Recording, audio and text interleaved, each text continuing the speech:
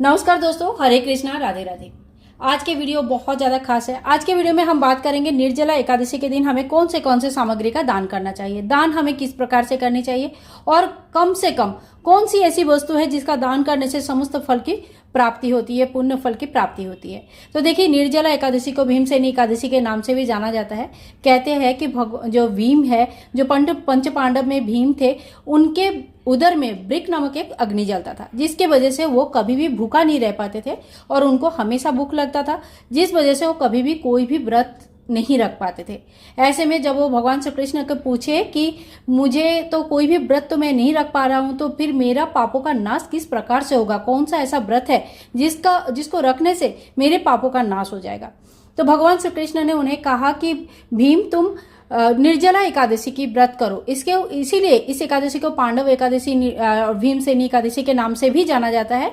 इससे तुम्हारा 24 एकादशी का फल मिल जाएगा। साल में कुल 24 एकादशी आती है, अधिक मास रहेगा तो 26 एकादशी आती है। ठीक है, तो ये है इस एकादशी के पीछे जो महात्म है। इस एकादशी का बहुत बड़ा महात्म है, साल के सबसे बड़ी एकादशी है। इसमें दान का सबसे बड़ा महत्व है। कोई भी पूजा व्रत त्योहार में दान का बहुत बड़ा महत्व रहता है। तो ये जो एकादशी है ज्येष्ठ महीने में आता है। ज्येष्ठ महीने में सूरज बहुत ज्यादा तपे हुए रहते हैं, बहुत ज्यादा गर्मी होती है। इंसान, चिड़िया, पशु पक्षी सभी लोगों को ऐसा होता है कि एक एक बूंद पानी के लिए वो तरसते हैं।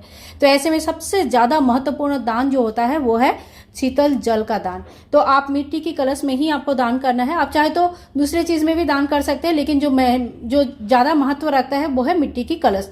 तो मिट्टी की कलश आप एक ले लीजिए। नया कलश लेना है, पुराना चीजों का दान नहीं होती है, तो नया एक कलश ले लीजिए। कलश के ऊपर इस तरह से ढक्कन का व्यवस्था रहेगा, इस तरह से पानी को ढक के रखा जाएगा। इस तरह से ढक्कन ले लीजिए। अब इस कलश में आप चाहे तो शरबत दान कर सकते हैं, चीनी घोल के भी थोड़ा सा शरबत बना के दान कर सकते हैं, लस्सी बना के दान कर सकते हैं, कोई भी ठंडे चीजों का शरबत बनाकर, आम का शरबत बनाकर भी आप दान कर सकते हैं। तो ये है सर्वप्रथम सर्वोत्तम दान, जो जिसे कहते हैं, जिसे निर्जला एकादशी के दिन आपको, अगर आप दान करना चाहते हैं तो आपको जरूर करनी चाहिए। ठीक है, तो ये हो गया हमारा पहला दान। अब आते हैं हम लोग दूसरे दान में। तो दूसरा दान क्या होता है कि जो मौसमी फल है, मौसमी फल का दान हमेशा ही श्रेष्ठ दान में आता है। और जो भी मौसमी फल है इसको आप दान कर सकते हैं, और जितना भी आपको सामर्थ्य है, जैसे 1 किलो, 1.25 किलो, 2 किलो, 2.5 किलो, जितने हो सके उतना आप जो है ना दान कर सकते हैं। तो मौसमी फलों का दान करना भी बहुत अच्छा माना जाता है।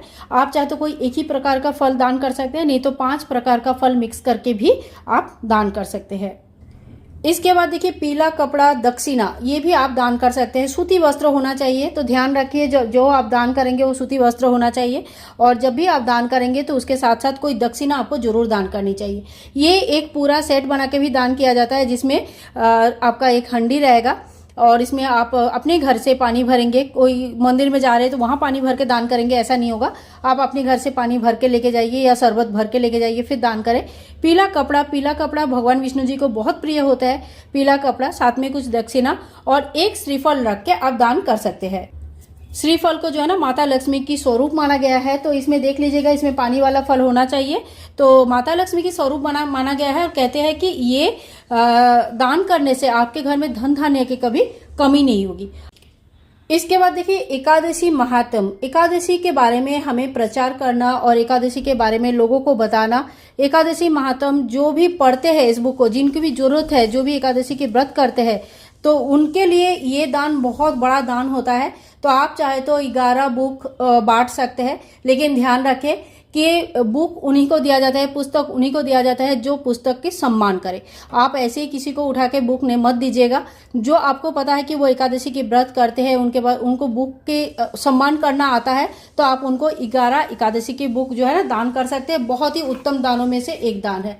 इसके बाद देखिए, पंखा दान करना बहुत श्रेष्ठ माना गया है। इस समय इतनी ज्यादा गर्मी आती है तो हमें पंखा जरूर दान करनी चाहिए, और पूजा में भी हमें पंखा लगेगा। तो ये जो पंखा होता है, ये आप अपने पंडित जी को मंदिर में भी दान कर सकते हैं। मंदिर में पंडित जी पूजा करते हैं तो बहुत ज्यादा गर्मी होती है, तो उनके लिए भी ये काम आता है। तो आप ये पंखा भी दान कर सकते हैं।